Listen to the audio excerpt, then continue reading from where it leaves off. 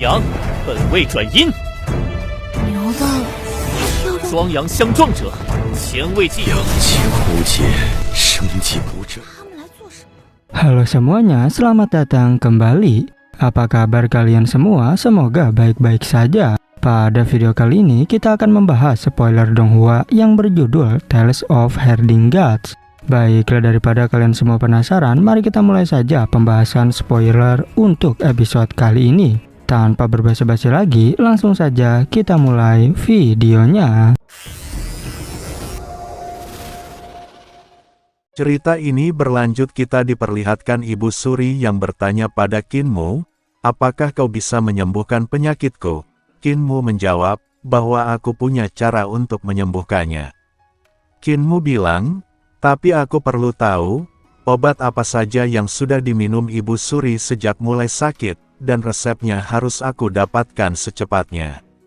Aku juga butuh 1023 dayang istana, kuas, tinta, dan 1023 tablet.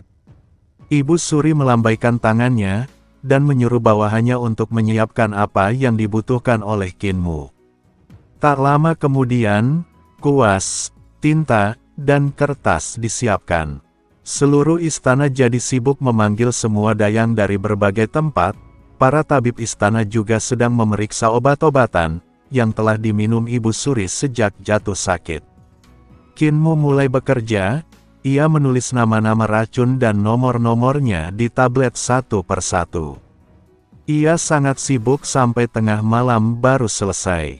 Sementara itu lampu-lampu di luar aula istana menyala terang, dan lebih dari 1000 dayang berdiri diam di luar ruangan. Kinmu menyuruh para prajurit membagikan tablet. Setiap dayang istana memegang satu tablet yang berisi nama racun. Mereka mengikuti perintah Kinmu dan membentuk barisan dengan pola yang aneh. Pola ini rumit dan terdiri dari beberapa susunan. Susunan pertama hanya ada satu dayang berdiri tegak sambil mengangkat tabletnya. Susunan kedua ada 2 dayang, lalu 4, lalu 8. Setelah itu menjadi 16, 32, 64, 128, 256, dan terakhir 512. Setelah semua dayang berdiri sesuai pola, Kinmu mulai memeriksa resep obat yang pernah diminum Ibu Suri selama bertahun-tahun. Ia mulai dari resep pertama. Setelah selesai, ia menyebut beberapa nomor, dan meminta dayang-dayang berganti posisi sesuai nomor itu. Barisan yang dibentuk langsung berubah. Kinmu lalu melihat resep kedua dan kembali menyebutkan nomor, lalu para dayang berganti tempat dan membentuk pola baru. Kinmu terus memeriksa resep satu persatu. Setiap kali berpindah resep, barisan dayang istana juga ikut berubah-ubah. Beberapa tabib istana terlihat sangat terkejut. Seorang tabib tua berambut putih berkata, "Aku tak pernah membayangkan bisa melihat cara seperti ini seumur hidupku. Aku tak akan menyesal lagi, bahkan kalau diriku mati sekarang."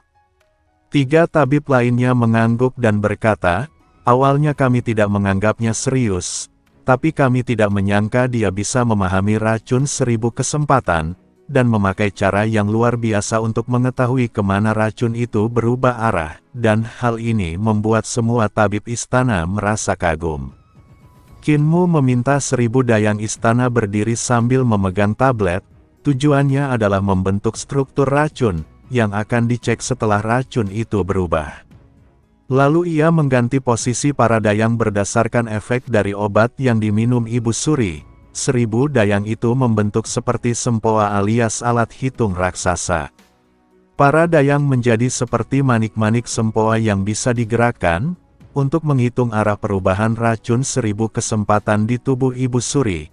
Cara ini benar-benar luar biasa, bahkan semua tabib terus memuji Kinmu.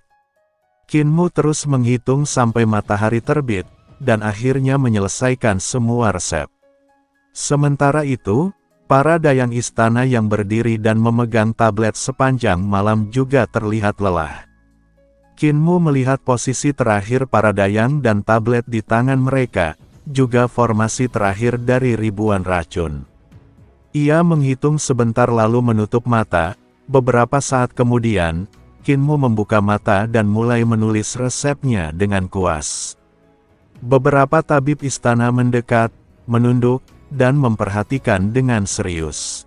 Mereka semua mengangguk dan tampak bersemangat. Tuan Yan ikut mendekat untuk melihat, tapi ia tidak mengerti apa-apa. Ia lalu bertanya dengan suara pelan, "Tabib istana, bagaimana resep ini?" Tabib kekaisaranku menatap Kinmu dengan kagum dan berseru, "Resep ini luar biasa, seperti lagu yang indah." Tabib kecil ini memakai cara pengganti racun, untuk menetralisir racun besar di dalam racun 1000 kesempatan. Setelah satu racun diganti, racun lainnya sebanyak 1022 jenis akan saling menetralisir, yang kemudian semuanya akan hilang dengan sendirinya. Tabib Istana Yu berkata, jika tabib Istana Xiao tidak mati sia-sia, ia meninggal di depan tabib muda yang sangat hebat. Ia meninggal di tempat yang memang sudah ditakdirkan. Tuan Yan menggelengkan kepala sambil berpikir, orang-orang yang belajar ilmu penyembuhan ini memang aneh semua. Apa hebatnya ini? Yang penting hasilnya bagus, sebab kalau tidak, maka jabatan dan nyawaku bisa hilang. Para tabib istana segera mengambil ramuan sesuai resep, dan tak lama kemudian semua ramuan terkumpul. Mereka berdiri tanpa bergerak, menatap Kinmu dengan harapan, sambil menunggunya mulai meracik. Ki vital Kinmu menyala kuat saat ia mulai mengangkat ramuan-ramuan itu. Ia tidak memakai alat masak seperti biasanya, melainkan memurnikan ramuan langsung di udara. Kinmu menunjukkan semua teknik khusus untuk membersihkan dan mengambil inti ramuan. Tanpa perlu air atau direbus, ia langsung mengambil energi dari ramuan itu dan memadukannya dengan energi vitalnya untuk menyembuhkan. Jari-jarinya bergerak naik turun seperti sedang memainkan musik, hingga membuat tabib istana Yu meneteskan air mata. Tabib Yu berkata, bahwa teknik seperti ini cukup kulihat sekali saja dalam hidupku. Kinmu tidak memperhatikan mereka. Ia benar-benar fokus menyelesaikan proses pemurnian obat, sampai tidak mendengar pujian mereka. Baginya teknik ini hanya biasa saja. Bahkan menurut kakek apoteker di desanya, Kinmu baru saja selesai belajar dasar-dasar pengobatan. Tak lama kemudian ramuan spiritual selesai dibuat. Beberapa tabib kekaisaran terpesona melihat cara Kinmu bekerja. Tabib kekaisaranku bertanya, "Tabib muda, tadi kamu memakai teknik tangan untuk menggerakkan air dan mengambil energi obat dari air, tapi kenapa tiba-tiba jadi memakai api?" Kinmu meletakkan pil roh hasil racikannya ke dalam mangkuk giok, lalu ia menjawab, "Ramuan ini butuh bantuan air dan api, jadi air harus lebih dulu sebelum api, supaya energi obatnya bisa diambil secara penuh." Tabib istana Yu mencoba meniru dan mengubah teknik tangannya. Ia menggunakan ki vitalnya untuk menyembuhkan tanaman obat, lalu bertanya, "Tabib kecil, apakah gerak tanganku yang tiruan ini sudah mirip?" Kinmu mengamati lalu menjawab, "Aliran ki vitalmu masih agak kasar. Kehebatan teknik ini bukan pada gerakannya, tapi pada cara memakai ki vital dengan tepat. Ki vital itu harus berputar 12 kali untuk bisa mencapai hasil terbaik." Tabib istana Yu mendadak sadar, lalu bertanya dengan semangat, "Selama ini saya cuma fokus pada gerakannya saja." Lalu ia bertanya lagi, "Waktu kamu menyempurnakan benih 5 keberuntungan, apakah kamu juga memperhatikan teknik tanganmu saat itu?" Beberapa tabib istana mengelilingi Kinmu dan berdiskusi dengan semangat. Tuan Yan mengerutkan kening dan berkata pelan, "Kalian bisa diskusi nanti, sebab sekarang Ibu Suri masih menunggu." Para tabib istana pun tersadar, lalu tabib istanaku berkata, "Cepat, tabib muda, yang paling penting sekarang adalah Ibu Suri."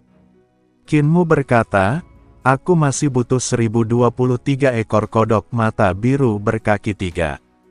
Mata para tabib langsung berbinar, mereka tertawa sambil memegang perut, lalu berkata, bahwa ini jenius, sungguh sangat jenius. Para tabib merasa yakin jika ini akan berhasil, oleh karena itu mereka menyuruh untuk segera membelinya. Para dayang dan pelayan istana langsung pergi ke pasar untuk membeli kodok mata biru. Hanya dalam setengah hari, semua kodok habis terjual, ukurannya sebesar kepalan tangan dan berkaki 3. Kinmu menyuruh para pelayan menaruh kodok mata biru di aula istana, lalu memerintahkan semua dayang dan Kasim untuk keluar.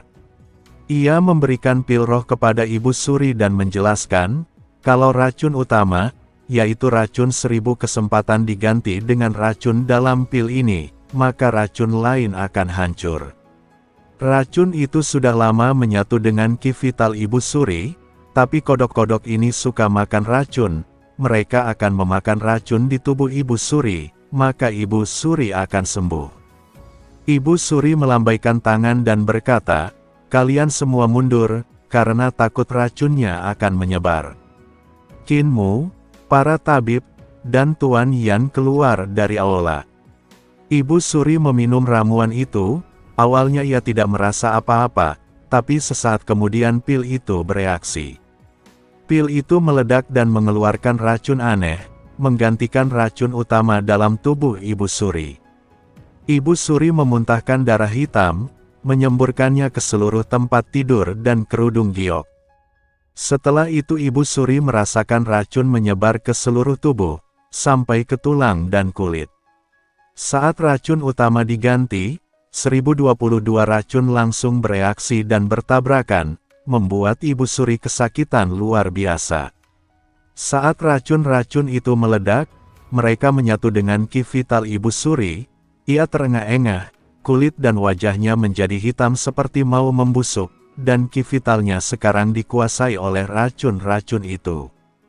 Karena ki vital menyebar ke seluruh tubuh, racunnya ikut menyebar, ia kehilangan kendali dan hampir mati karena serangan racun tersebut. Tiba-tiba energi dari pil roh yang diminum tadi melonjak kuat, energi itu menyebar ke seluruh tubuh dengan cepat, bahkan sampai ke harta karun ilahinya.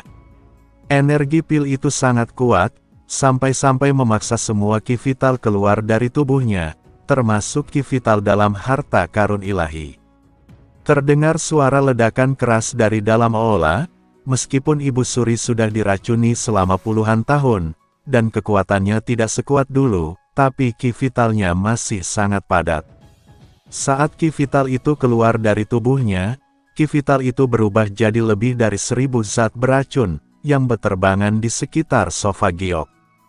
Dari ki vitalnya muncul kalajengking, ular, semut, serangga, kumbang, dan banyak makhluk beracun lainnya. Suara kodok terdengar dari aula istana, kodok mata biru berkaki 3 tiba-tiba mulai bersuara. Mereka membuka mulut, dan lidah panjang mereka menjulur keluar, menangkap semua makhluk dan racun yang terbentuk dari ki vital Ibu Suri, lalu menelannya ke dalam perut. Dalam sekejap, aula istana menjadi terang kembali. Masih ada satu kodok bermata biru yang belum makan racun, ia melompat ke sofa giok dan menyedot napas Ibu Suri, membuatnya memuntahkan darah bersama seekor serangga berbisa. Serangga itu adalah racun yang disembunyikan Kinmu dalam pil roh untuk menggantikan racun utama. Dan pada akhirnya spoiler untuk episode kali ini pun bersambung. Oke, cukup sekian, terima kasih untuk video kali ini, dan sampai jumpa di video berikutnya.